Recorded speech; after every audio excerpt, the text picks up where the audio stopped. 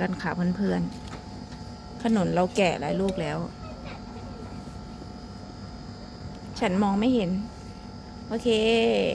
ตัดเลย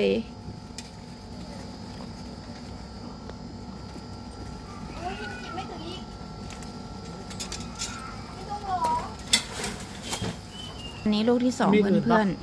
มีดนี้ไม่ค่อยคมนะ ๆ จับเอาไว้ก่อนนะ อันนี้ลูกที่สองที่เราจะตัดนะคะ ยังตัดไม่เสร็จเลยค่ะเพื่อนๆ นี่กำลังแกะไล่ๆกัน นี่ลูกนี้ที่เราจะเอา นะเอารูเดิมไม่ได้ โอ้ยโอเค นี่นะคะ เริ่มจะแกะไล่ๆกัน นี่อีกประมาณเกือบ10 ลูก ไม่เอาครับ นี่เพื่อนๆ วันนี้ตัด2 ลูก